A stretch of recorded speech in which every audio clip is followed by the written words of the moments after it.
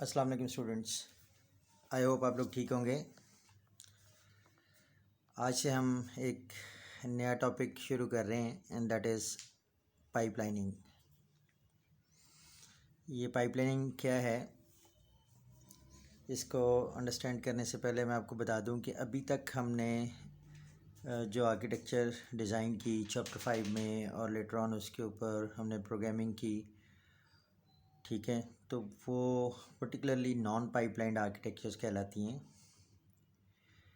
Means कि उसमें instructions जो हैं उनमें कोई पैरेललिज्म नहीं आती।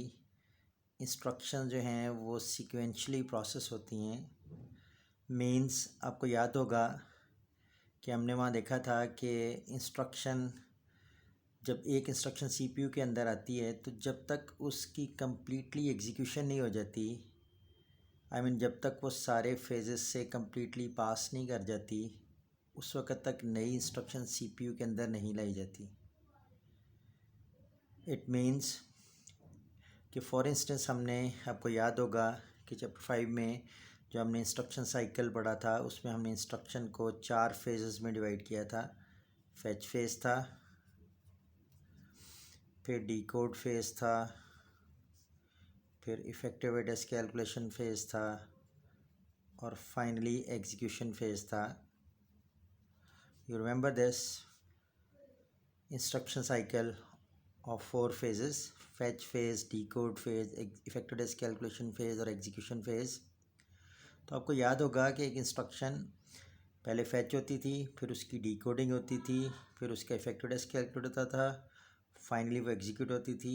और जब तक एक इंस्ट्रक्शन इन चारों फेजेस से फॉर इंस्टेंस कम्प्लीटली पास नहीं कर जाती थी, उस वक्त तक नई इंस्ट्रक्शन सीपीयू में नहीं लाई जाती थी, ठीक है।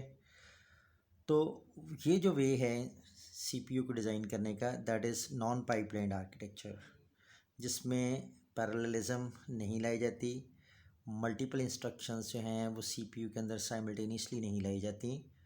तो उसमें जो प्रॉब्लम है वो ये है कि एक इंस्ट्रक्शन को जो नंबर ऑफ़ क्लॉक साइकिल्स हैं वो ज़्यादा क्लॉक साइकिल्स लगते हैं, ठीक है।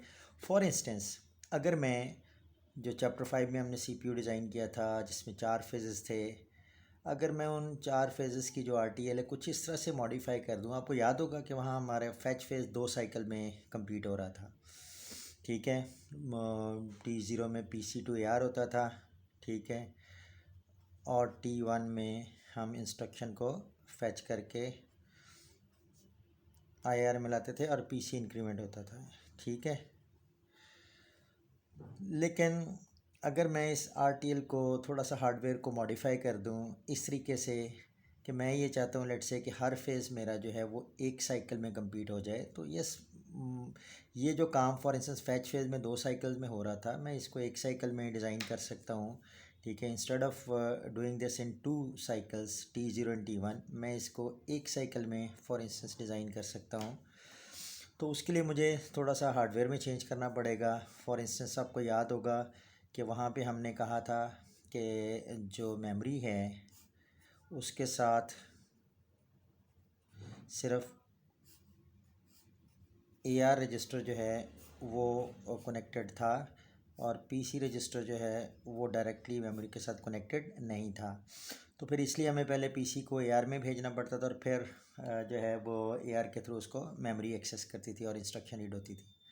लेकिन आपको याद होगा मैंने वहाँ कहा था कि अगर हम एडिशनल हार्डवेयर यहाँ ऐड कर दें और यहाँ एक एड्रेस बस बना दें और PC और AR जो है इनको मल्टीप्लेक्सर के थ्रू हम मेमोरी के साथ कनेक्ट कर दें, यानी PC और AR दोनों को हम मेमोरी को इंटरफेस दे दें, तो फिर हमें ये जो पहला स्टेप PC टू AR भेजने का ये नहीं करना पड़ेगा। हम PC से डायरेक्ट मेमोरी के पास एड्रेस भेज के और इंस्ट्रक्शन रीड करके IR में ला सकते हैं।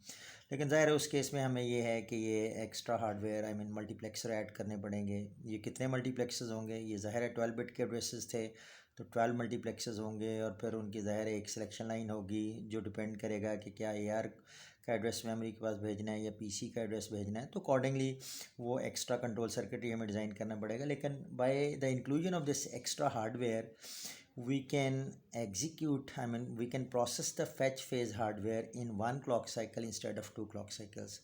तो आई होप ये चीज़ आपके जहन में आ गई होगी. इसका मतलब है कि लेट से मैं अगर ये कहूँ कि हमारे ये जो 4 फेजेस हैं, हम इस तरह से RTL डिफ़ाइन करें कि हर फेज़ एक साइकिल में कंप्लीट हो जाए. ठीक है. सो फॉर इंस्टेंस एक साइकिल में फैच फेज़ हो जाए, एक में डी कोड हो जाए, एक में फैक्टर्स कैलकुलेशन और एक में एग्जीक्यूशन. तो अगर इस तरह से हो तो हमने चैप्टर 5 में जो आर्किटेक्चर डिज़ाइन की थी तो उसमें क्या था कि पहले इंस्ट्रक्शन की फैचिंग, फिर उसी की डिकोडिंग, इफेक्टिव डेस्क कैलकुलेशन, फिर एग्जीक्यूशन, और जब एग्जीक्यूशन कंप्लीट होती थी उसके बाद नई इंस्ट्रक्शन जो है उसको CPU में फैच किया जाता था और उसकी इंस्ट्रक्शन साइकिल आगे प्रोसेस करती थी. इट मीन्स कि एक इंस्ट्रक्शन को प्रोसेस होने के लिए 4 साइकिल्स लगेंगे. ठीक है. Assuming every phase is completed in 1 cycle, the hardware of every phase is completed in 1 cycle. तो एक इंस्ट्रक्शन को 4 साइकिल्स लगते हैं. इट मीन अगर हमारे प्रोग्राम में 10 इंस्ट्रक्शंस हैं तो टोटल 40 क्लॉक साइकिल जो हैं वो उस प्रोग्राम को एग्जीक्यूट होने के लिए लगेंगे. लेकिन हम अब चाहते हैं कि हमारा जो प्रोग्राम की थ्रूपुट है वो इंक्रीज़ हो जाए. आई मीन प्रोग्राम जो है वो हमारा laser number of clock cycle में कंप्लीट हो जाए. और जनरली स्पीकिंग जो हमारी ख्वाहिश है वो ये है, इसमें एक पैरामीटर होता है which is called as CPI, clocks per instruction. वो आइडियली स्पीकिंग हम कहते हैं कि अगर 1 को अप्रोच कर जाए, ठीक है, तो ये हमारी ख्वाहिश होगी कि हमारा जो CPI है क्लॉक पर इंस्ट्रक्शन वो आइडियली स्पीकिंग 1 पे रीच कर जाए. यानी हर instruction on average 1 clock pulse में इंक्रीज हो जाए. तो इस काम को करने के लिए हमें इंस्ट्रक्शंस को पैरेलली एग्जीक्यूट करना पड़ेगा. इंस्ट्रक्शंस का जो हार्डवेयर है उसको कुछ इस तरीके से रीअरेंज करना पड़ेगा कि मल्टीपल इंस्ट्रक्शंस CPU के अंदर साइमल्टेनियसली आ सकें और एक वक्त में एक से ज़्यादा फेजेस जो हैं, ठीक है, वो साइमल्टेनियसली जो है वो एक्टिवेट हो सकें. तो उस केस में हमारी जो थ्रूपुट है वो इंक्रीज़ होगी. ठीक है. तो हमारा जो गोल है वो ये है कि हमारी जो CPI है क्लॉक पर इंस्ट्रक्शन वो आइडियली स्पीकिंग वो 1 तक पहुँचे. ठीक है. तो अभी हमने यहाँ देखा कि इस केस में जो CPI है क्लॉक पर इंस्ट्रक्शन वो 4 है, क्योंकि हर इंस्ट्रक्शन के लिए प्रोसेस होने के लिए अगर वो सीक्वेंशली प्रोसेस हो रही है तो वो 4 साइकिल ले रही हैं. Assuming every phase is completed in 1 cycle. ठीक है. तो अगर 10 इंस्ट्रक्शन है इस केस में तो वो 40 साइकिल्स लेंगी. ठीक है. लेकिन हम चाहते हैं कि हमारा प्रोग्राम जो है वो फास्टर एग्जीक्यूट हो. तो उसके लिए जो है अगर हम, इसका मतलब है कि CPU की परफॉर्मेंस को इम्प्रूव करना चाहते हैं, if we want to improve the performance of the CPU, तो उसका एक तरीका तो ये है कि हम फास्टर सर्किट्स जो हैं वो इम्प्लीमेंट करें अपने हार्डवेयर में. ठीक है. लेकिन फास्टर सर्किट्स जो हैं वो अगर हम इम्प्लीमेंट करना चाहते हैं अपने हार्डवेयर में तो that is a costly solution. So जो दूसरी ऑप्शन है वो ये है कि हम हार्डवेयर को इस तरह से रीऑर्गेनाइज करें कि एक वक्त में एक से ज़्यादा ऑपरेशन जो हैं, एक से ज़्यादा इंस्ट्रक्शन जो हैं वो साइमल्टेनियसली CPU के अंदर हों और मुख्तलिफ इंस्ट्रक्शंस मुख्तलिफ फेजेस में जो है वो पास कर रही हों. तो ये वाला ऑप्शन जो है, ये जो सेकंड ऑप्शन है, ये हम यूज़ करेंगे. ठीक है. जिसमें हम क्या करेंगे कि मल्टीपल इंस्ट्रक्शंस को साइमल्टेनियसली CPU के अंदर लाएंगे. देखेंगे कि किस तरह से लेके आएंगे, लेकिन ये है कि उस तरीके से हम मल्टीपल इंस्ट्रक्शंस को CPU के अंदर लाने के बाद हम जो थ्रूपुट है वो इंक्रीज़ कर सकेंगे. ठीक है. सो पाइपलाइनिंग जो है वो that is a process of arrangement of hardware elements of the CPU. ये हार्डवेयर एलिमेंट्स कौन से होंगे? वही जो फैच फेज़ का हार्डवेयर है या डिकोडिंग फेज़ का हार्डवेयर है एंड सो ऑन, या एग्जीक्यूशन यूनिट है ALU जो है ये हार्डवेयर है. तो हम इन जो हार्डवेयर एलिमेंट्स हैं उनको इस तरह से ऑर्गेनाइज़ करेंगे या रीऑर्गेनाइज करेंगे कि ओवरऑल परफॉर्मेंस जो है हमारे CPU की इंक्रीज़ हो जाए. और उसमें बेसिकली हम करना ये चाहेंगे कि simultaneous execution of multiple instruction जो हैं वो हम चाहेंगे कि वो टेक प्लेस हो पाइपलाइन प्रोसेसर में.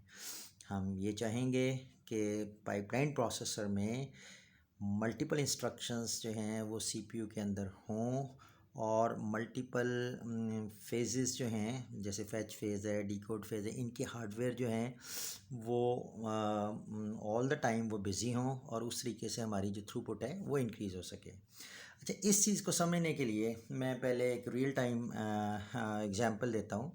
फॉर इंस्टेंस आपको वॉशिंग ऑफ द क्लोथ्स जो है उसका प्रोसेस पता होगा। तो जनरली जो वॉशिंग ऑफ क्लोथ्स जो है वो प्रोसेस उसमें पहले कपड़ों को हम वॉश करते हैं, फिर उसको ड्राई करते हैं और फिर लेट्स से उसको आयरन करते हैं, ठीक है। तो ये तीन सब फेजेस हैं, ये सब प्रोसेसेस हैं कपड़ों को वॉश करने के लिए, ठीक है। तो अगर हम सीक्वेंशली ये काम करें और लेट्स से मैं for the sake of simplicity assume करता हूँ कि हर फेज़ के लिए 1 मिनट लगता है, for instance for the sake of simplicity.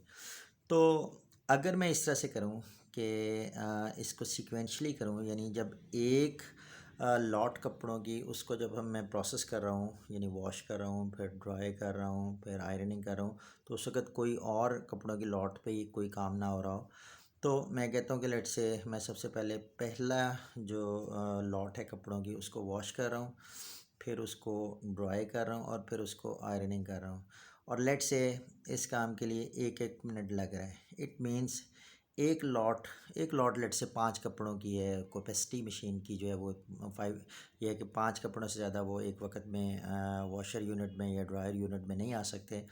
तो लेट से एक लॉट जो है वो पहली लॉट जो है वो 3 मिनट के बाद हमें कम्प्लीटली प्रोसेस होके मिलेगी, ठीक है। और जब एक लॉट कंप्लीट होके मिलेगी उसके बाद हम दूसरी लॉट को वॉशर में डालेंगे, फिर वो 1 मिनट के लिए जो सेकंड लॉट है, लेट्स से मैं W2 से रिप्रेजेंट करता हूँ, 1 मिनट के लिए वॉशर यूनिट में रहेगी, 1 मिनट के लिए वो ड्रायर यूनिट में रहेगी और 1 मिनट के लिए वो आयरनिंग यूनिट में रहेगी, ठीक है। इसी तरीके से फिर नेक्स्ट 1 मिनट के लिए आई मीन नेक्स्ट 3 मिनट्स के लिए क्या होगा कि जो थर्ड लॉट है सबसे पहले मैं उसको वॉशर यूनिट में डालूँगा 1 मिनट के लिए, फिर उसको ड्रायर यूनिट में डालूँगा 1 मिनट के लिए, और फिर उसको आयरनिंग यूनिट में डालूँगा 1 मिनट के लिए, and so on.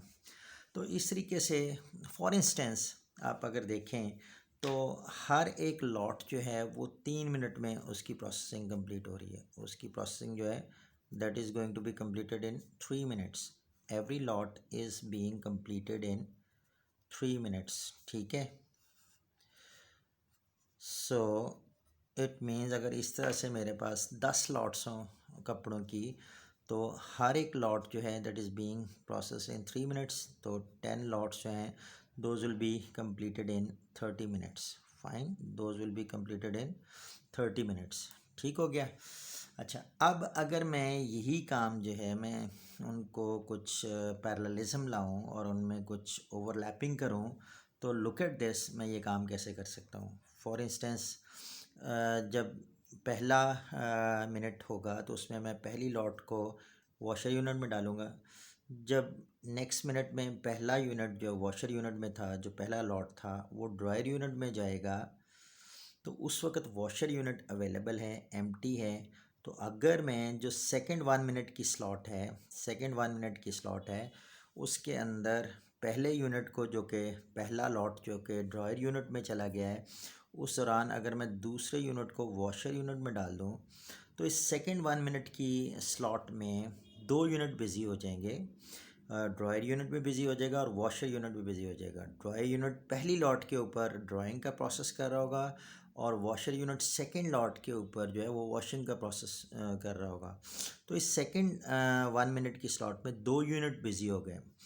In non पाइपलाइंड processing, जिसमें यह है कि जब एक लॉट प्रोसेस हो रही है तो उस वक्त कोई दूसरी लॉट जो है वो उसमें नहीं आएगी, तो उसमें किसी 1 मिनट में कोई एक यूनिट बिज़ी है और बाकी यूनिट जो है वो आइडल हैं। फॉर इंस्टेंस पहले टाइमिंग स्लॉट में वॉशर यूनिट बिज़ी था, लेकिन ड्रायर और आयरनिंग यूनिट एम्प्टी है, आइडल है। दूसरे 1 मिनट की लॉट में ड्रायर यूनिट बिजी है और वॉशर और आयरनिंग यूनिट आइडल है। तीसरे 1 मिनट की लॉट में वॉशर और ड्रायर जो यूनिट हैं वो आइडल हैं और जो आयरन यूनिट है वो बिज़ी है। इसका मतलब है एक वक्त में सिर्फ एक यूनिट जो है वो उसको बिज़ी रखा जा रहा है, ठीक है। लेकिन पाइपलाइन आर्किटेक्चर में हम क्या चाहते हैं कि हम एक टाइमिंग स्लॉट में मल्टीपल यूनिट्स को बिज़ी करें, ठीक है। और डेफिनेटली हर यूनिट को डिफरेंट लॉट के ऊपर कुछ काम कर रहा होगा, अपना अपना रिस्पेक्टिव काम कर रहा होगा। सो यहाँ पे आप देखें पहले टाइमिंग स्लॉट में तो वॉशर यूनिट बिजी है, लेकिन दूसरे टाइमिंग स्लॉट में जो पहली लॉट वॉश हो चुकी है उसको ड्रायर यूनिट में भेज देंगे और दूसरी लॉट को वॉशर यूनिट में डाल देंगे। इसका मतलब है सेकेंड 1 मिनट की लॉट में दोनों यूनिट्स जो हैं वो बिज़ी हो गए। तीसरे 1 मिनट की लॉट में जो पहली लॉट जिसको ड्राइंग प्रोसेस हो चुका है वो आयरनिंग फेज़ में जा रही होगी। जो दूसरी लॉट हमने जिसको वॉश कर चुके थे वो ड्राइंग यूनिट में चली जाएगी और तीसरी लॉट जो है वो उसको वॉशर यूनिट में हम डाल देंगे।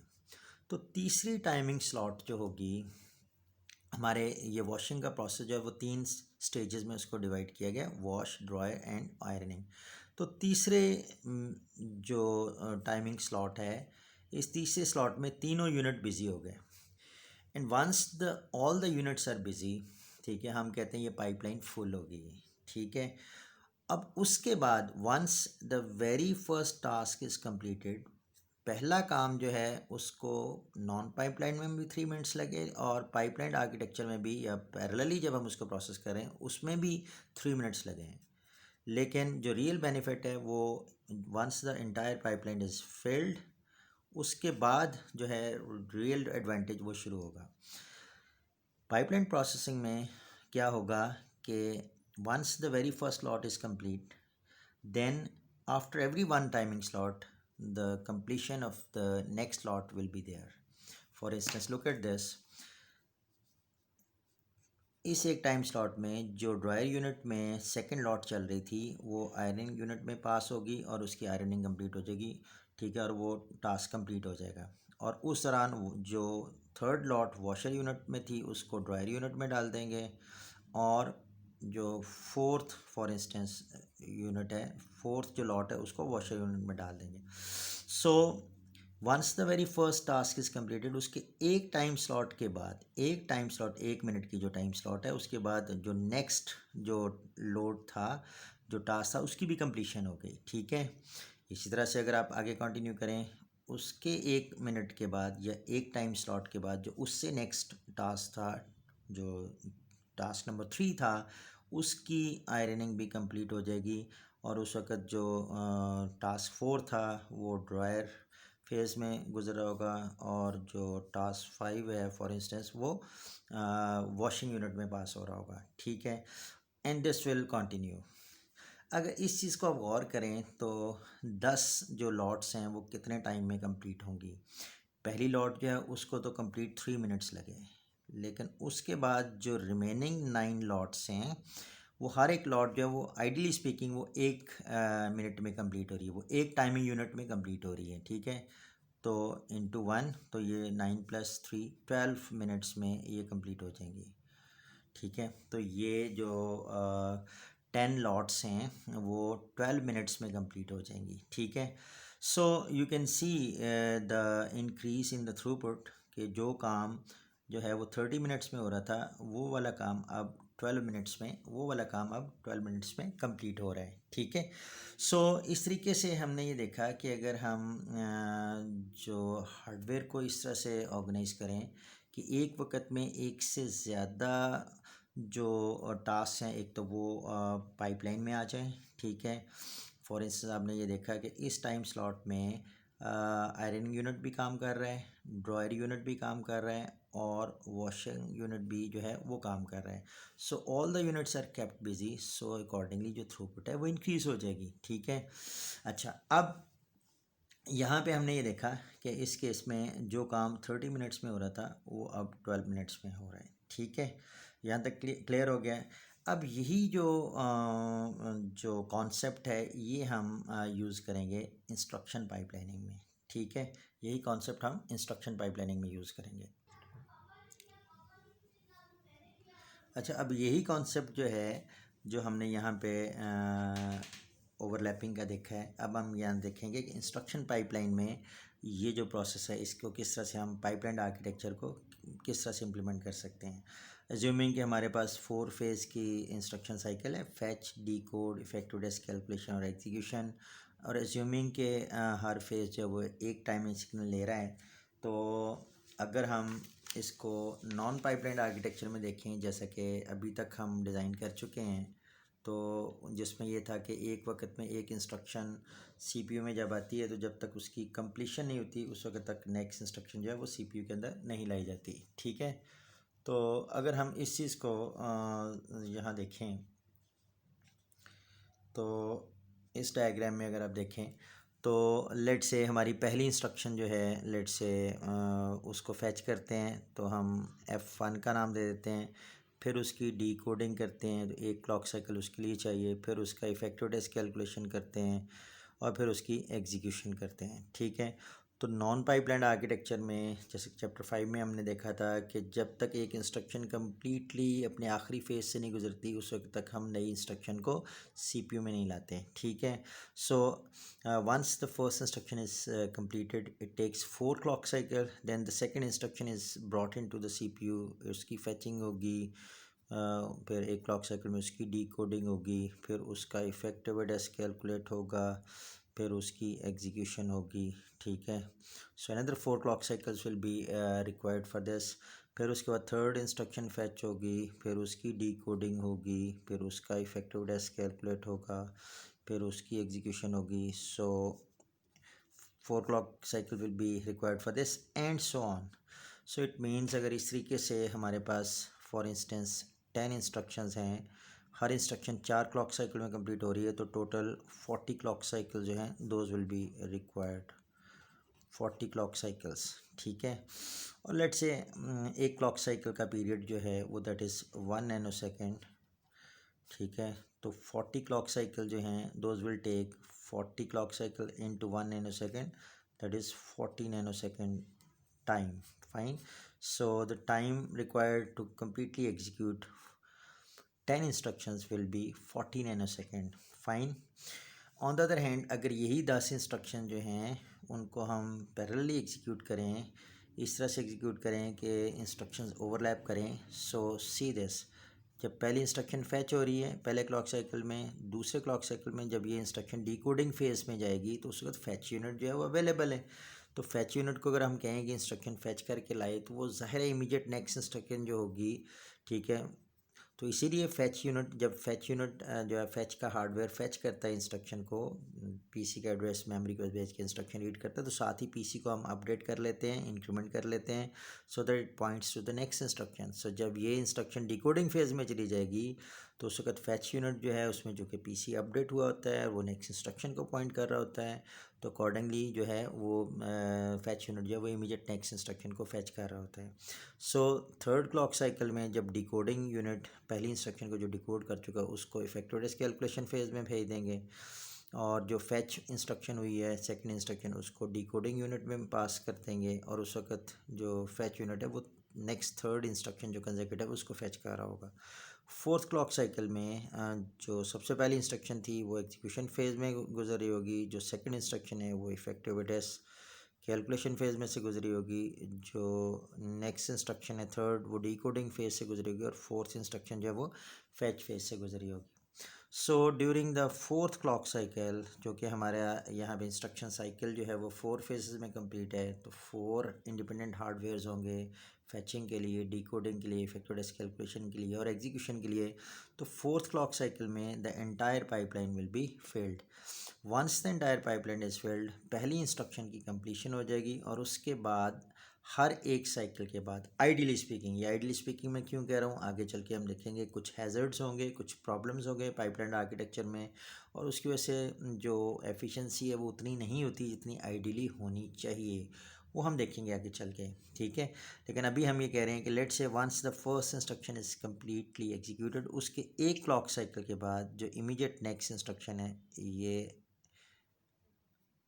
जो है ये डी एग्जीक्यूशन फेज़ में से गुजरेगी, जो सेकंड इंस्ट्रक्शन है वो एग्जीक्यूशन फेज से गुजरी होगी, उस वक्त जो थर्ड इंस्ट्रक्शन है वो इफेक्टिव डेस्क कैलकुलेशन फेज से गुजरी होगी, जो फोर्थ इंस्ट्रक्शन है ये डिकोडिंग फेज से गुजरी होगी, और जो नेक्स्ट इंस्ट्रक्शन है लेट से फिफ्थ इंस्ट्रक्शन वो फेच फेज से गुजरी होगी। So it means once the very first instruction is completed over here, ठीक है, उसके एक साइकिल के बाद just after one clock cycle उसके बाद जो सेकंड इंस्ट्रक्शन है उसकी कंप्लीशन हो जाएगी, and so on. Ideally speaking उसके बाद हर एक साइकिल के बाद इमीडिएट नेक्स्ट इंस्ट्रक्शन की कंप्लीशन होती जाएगी। इसके एक साइकिल के बाद जो थर्ड इंस्ट्रक्शन है इसकी एग्जीक्यूशन कंप्लीट हो जाएगी, ठीक है, और उसके एक साइकिल के बाद जो फोर्थ इंस्ट्रक्शन है जो यहाँ इफेक्टिव डेस्क कैलकुलेशन फेज़ में गुजरेगी और यहाँ एग्जीक्यूशन फेज़ में, तो एक साइकिल के बाद इस इंस्ट्रक्शन की कंप्लीशन हो जाएगी, and so on. So it means कि यहाँ पे अगर 10 इंस्ट्रक्शंस होंगी तो पहली इंस्ट्रक्शन के लिए जो है वो तो 4 क्लॉक साइकिल लगे, और बाकी जो 9 इंस्ट्रक्शंस हैं वो हर इंस्ट्रक्शन एक क्लॉक साइकिल में कंप्लीट हुई, तो टोटल जो है वो 4 + 9 दैट इज़ 13 क्लॉक साइकिल्स, और लेट से 13 क्लॉक साइकिल में कंप्लीट होगी, और अगर एक क्लॉक साइकिल का पीरियड 1 नैनो सेकेंड है तो टाइम से मल्टीप्लाई करते हैं तो वो 13 नैनो सेकेंड में हमारी ये 10 इंस्ट्रक्शन जो हैं 10 इंस्ट्रक्शंस वो पाइपलाइन आर्किटेक्चर के ऊपर 13 नैनो सेकेंड में कंप्लीट हो रही हैं, और नॉन पाइपलाइन आर्किटेक्चर में वो 40 नैनो सेकेंड में कंप्लीट हो रही हैं। तो अगर हम यहाँ कंपैरिजन करना चाहें कि स्पीड अप कितना हुआ है काम, तो जो नॉन पाइपलाइन में वो 40 नैनो सेकेंड में कंप्लीट हो रही थी और पाइपलाइन में वो 30 नैनो सेकेंड में कंप्लीट हो रही है। तो अगर हम देखें तो स्पीड अप जो है लेट से मैं उसको एस कह देता हूँ, तो ये 40/13 दैट इज़ 1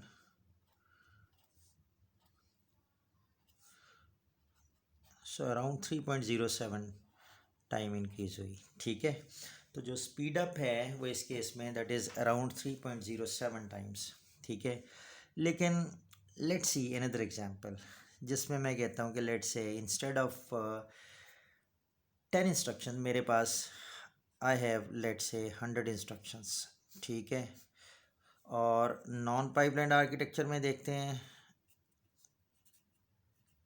कितना टाइम लगता है, तो वो हमें पता है कि हर इंस्ट्रक्शन जो कि 4 क्लॉक साइकिल लेगी, तो 100 इंस्ट्रक्शन जो है 100 × 4 400 क्लॉक साइकिल या क्लॉक पल्सेस लगेंगे, और एक क्लॉक पल्स का ड्यूरेशन 1 नैनो सेकेंड है, तो टोटल 400 नैनो सेकेंड में वो कंप्लीट होगी, ठीक है।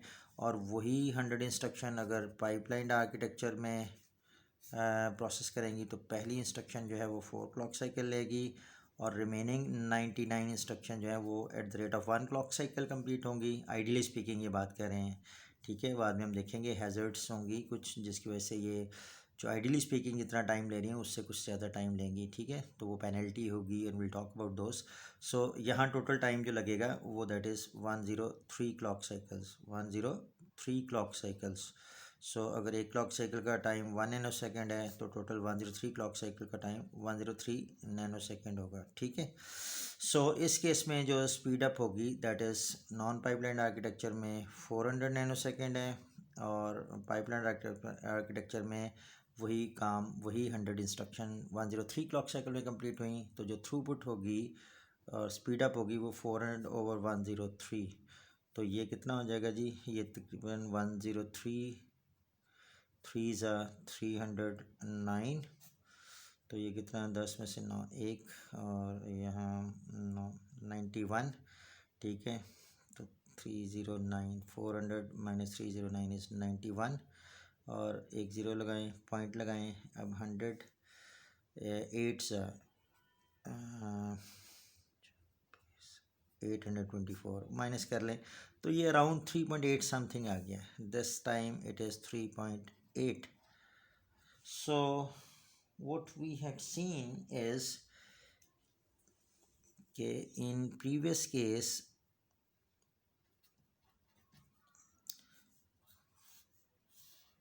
where there were 10 instructions उस केस में ये 4 सेगमेंटेड पाइपलाइन है जिसके ऊपर हमारा प्रोसेस ये इंस्ट्रक्शन प्रोसेस कर रही हैं। उस केस में स्पीड अप जो थी दैट वाज 3.07 टाइम्स। और जब हमारे पास हमने 100 इंस्ट्रक्शंस को कंसिडर किया तो उस केस में जो स्पीड अप है वो 3.8 हो गई। ठीक है, इट मीन पाइपलाइन प्रोसेसर जो है that works 3.8 times faster than the corresponding non pipeline architecture. इसका मतलब ये हुआ कि जैसे जैसे नंबर ऑफ़ इंस्ट्रक्शन बढ़ रही हैं हमारी, you can check this for 1000 instructions for instance, वो हो सकता है 3.9 समथिंग आ जाए। ठीक है, सो द कॉन्सेप्ट इज़ कि as the larger number of instructions are being executed तो स्पीड अप इंक्रीज़ हो रही है। ठीक है, पाइपलाइन आर्किटेक्चर के ऊपर। लेकिन what is the upper limit? The question is what is the upper limit? So upper limit जो है वो हम आगे इसको प्रूव भी करते हैं, और वो ये है कि ये जो कि नंबर ऑफ़ सेगमेंट्स यहाँ जिसमें इंस्ट्रक्शंस को डिवाइड किया गया है, इंस्ट्रक्शन साइकिल जो हमने डिफ़ाइन किया वो 4 है, तो upper limit is 4। It means ideally speaking limits जो है दैट टेंड्स टू 4 नहीं होगी, लेकिन लिमिट टेंड्स टू 4। ठीक है, 3.999 हो सकती है।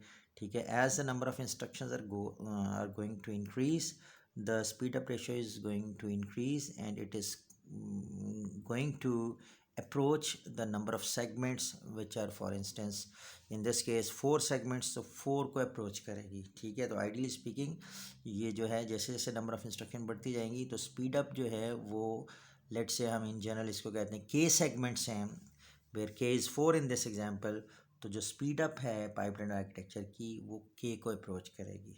ठीक है, और ये हम जो है ये वाला एक थ्योरेटिकली इसको प्रूव भी कर देते हैं। ठीक है, इसको फॉर्मूला के थ्रू भी हम प्रूव कर देते हैं।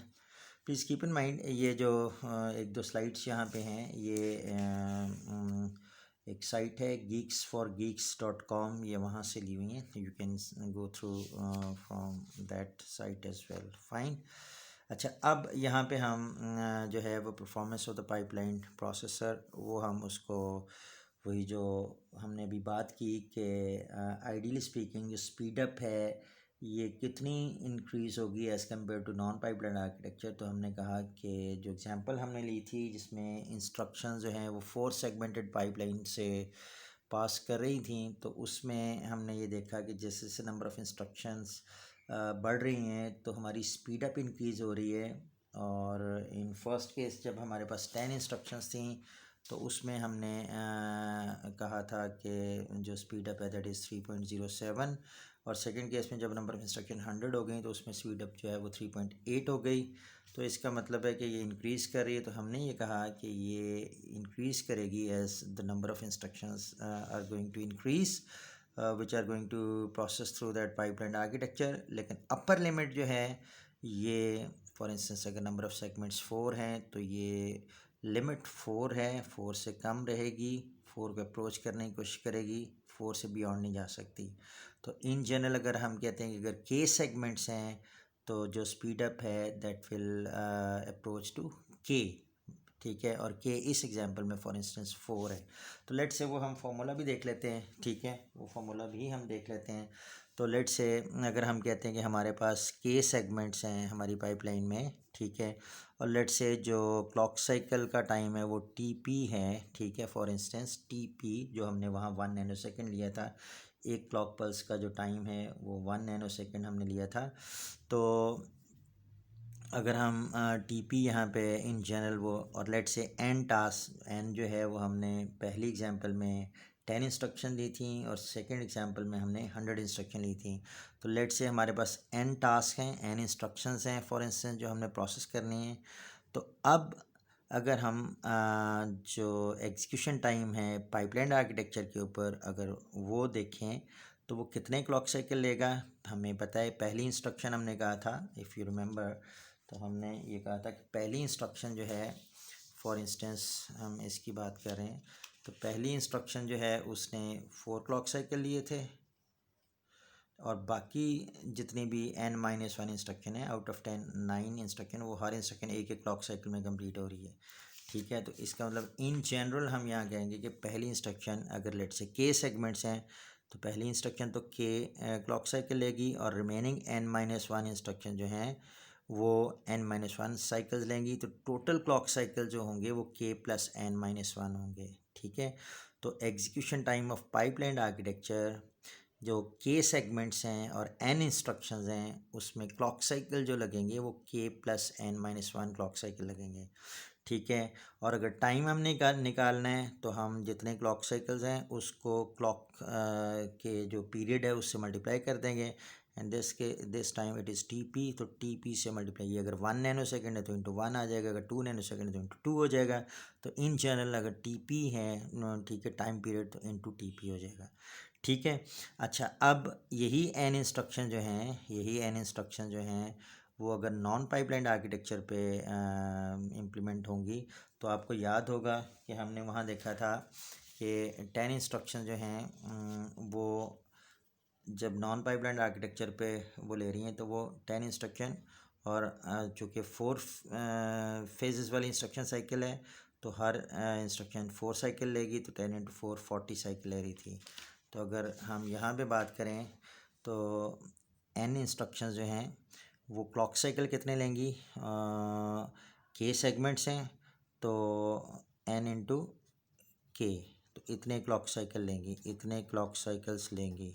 ठीक है, n into K clock cycles, और टाइम जो होगा execution time on the non pipeline architecture will be n into K and this times T P. ठीक है, और T P is the time period of 1 clock cycle. Fine, so यहाँ से जो speed up है वो हम फाइंड आउट कर लेंगे, परफॉर्मेंस ऑफ द और time on the pipeline processor over time on the non pipeline processor. So जो S है that will be what, that will be K plus n-1 into T P over n into K into T P.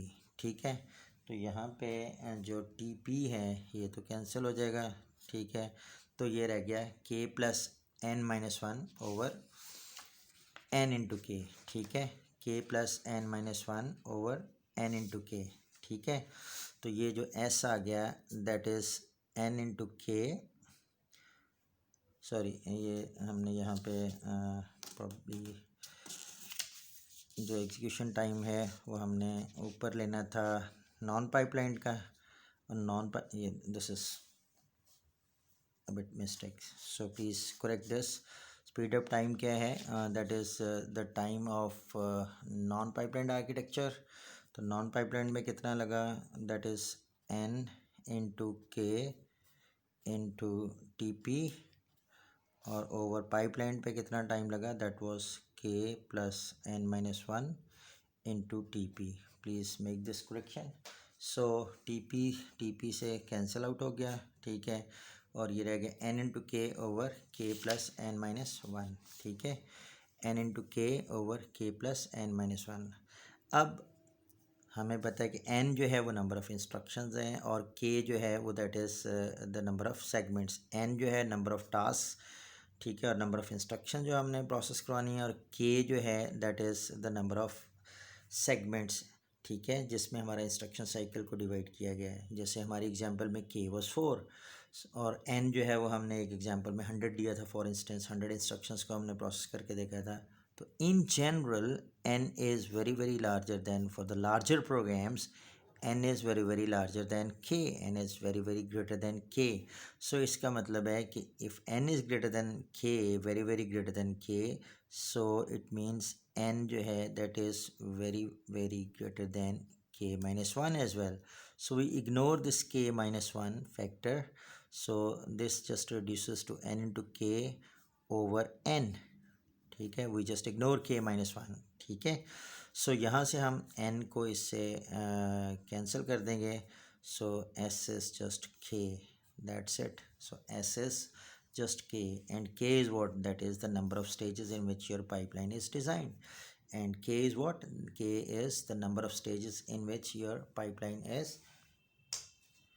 your instruction cycle is divided। ठीक है, सो हमने ये देखा कि जो speed up है that is k, that is equal to k times fine.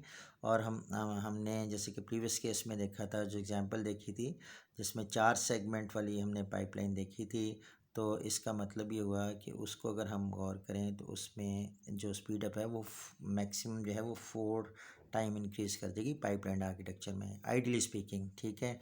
So I hope this concept is clear.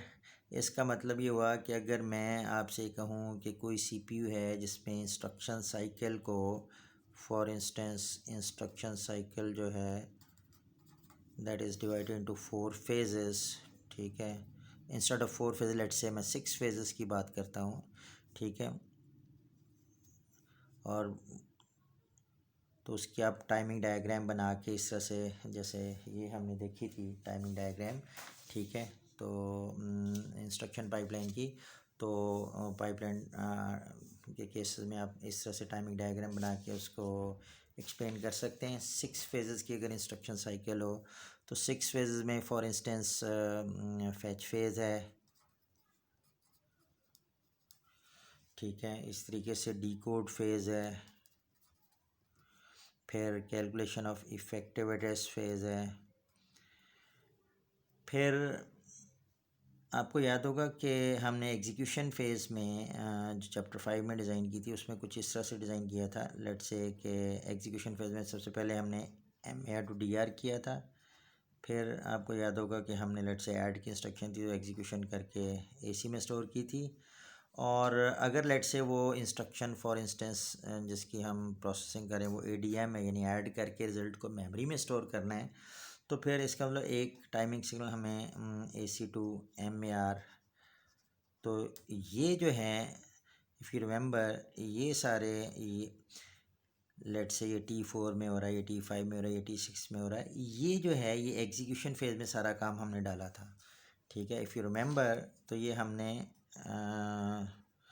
Chapter 5 में ये सारा जो है ये एग्जीक्यूशन फेज़ में डाला था। लेकिन अगर आप गौर करें तो हम ये जो टास्क है इनको स्प्लिट कर सकते हैं। For instance if you look at, तो ये जो है ये बेसिकली डेटा फैच करने का या ऑपरेंड फैच करने का काम है। तो इसको अगर मैं ऑपरेंड फैच का नाम दे दूँ, फैच ऑपरेंड का नाम दे दूँ, और ये पर्टिकुलरली अगर टिपिकली आप देखें तो यहाँ ALU का काम हो रहा है कि AC और DR ऐड हो रहे हैं और रिजल्ट AC में आ रहे हैं, तो इसको मैं टिपिकली इसको एग्जीक्यूशन का नाम दूँ, इस फेज़ को जिस भी टाइम स्केल में ये हो रहा है।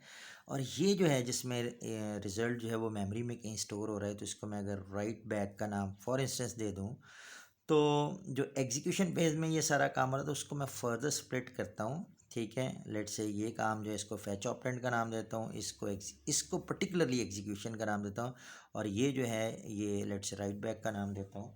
तो इसका मतलब है कि जो 6 फेज़ में उसमें पहला phase let's say fetch phase है, दूसरा डीकोड है, तीसरा इफेक्टिव एड्रेस कैलकुलेशन है, फिर मैं फैच ऑपरेंड फेज़ का नाम दे देता हूँ, फिर मैं एग्जीक्यूशन फेज़ का नाम दे देता हूँ, और फाइनली मैं राइट बैक फेज़ का नाम दे देता हूँ। तो अगर मैं अपनी इंस्ट्रक्शन साइकिल जो है उसको फॉर इंस्टेंस, तो इट इज़ नॉट नेसेसरी कि जैसा कि हमने चैप्टर 5 में देखा था कि इंस्ट्रक्शन साइकिल को 4 फेज में डिवाइड किया गया है, तो ये ज़रूरी नहीं है। हम थ्रू आउट उसी कॉन्सेप्ट को देखते आए हैं और हमने ये शुरू से 4 साइकिल इंस्ट्रक्शन साइकिल जो है उसको डिस्कस किया। उसी के ऊपर हमने जो है वो आगे जो इंस्ट्रक्शंस को जो प्रोग्रामिंग असेंबली लैंग्वेज की वो भी उसी की बेसिस पे की। तो लेकिन इट इज़ नॉट नेसेसरी कि हर CPU जो है उसके अंदर इंस्ट्रक्शन साइकिल में 4 फेजेस हों। फॉर इंस्टेंस जैसे मैंने कहा कि in some CPU we can modify the RTL, और लेट से हम इंस्ट्रक्शंस जो है उसको इंस्ट्रक्शन साइकिल को 6 फेज में फॉर इंस्टेंस डिवाइड कर सकते हैं, जिसमें फैच फेज़ है, इंस्ट्रक्शन फैच होगी, उसकी डीकोडिंग होगी, इफेक्टिव एड्रेस कैलकुलेट होगा, फिर ऑपरेंड फैच होंगे, जो इफेक्टिव एड्रेस कैलकुलेट होगा उससे ऑपरेंड फैच होंगे, फिर एग्जीक्यूशन होगी, और फाइनली लेट से राइट बैक होगी। मैं आपसे ये कहता हूँ कि लेट से अगर 6 सेगमेंटेड पाइपलाइन है तो आप इसकी टाइमिंग डायग्राम बना के देखें फॉर सम इंस्ट्रक्शंस, ठीक है, पाइपलाइन आर्किटेक्चर में और नॉन पाइपलाइन आर्किटेक्चर में, और उनको फिर जो थ्रूपुट है वो देखिएगा for certain number of instructions के थ्रूपुट जो है वो किस तरह से इंक्रीज़ करती है। तो आपने 6 सेगमेंटेड पाइपलाइन जो है उसको नॉन पाइपलाइन आर्किटेक्चर और पाइपलाइन आर्किटेक्चर, ठीक है, और इस तरह से कुछ comparison for certain number of instructions आपने करना है और स्पीड अप उसकी कैलकुलेट करनी है कि कितनी इंक्रीज़ होती है। ठीक है, तो ये ज़रा आपने करके देखना है। ठीक है, I hope this lecture is clear to you. ठीक है, थैंक यू।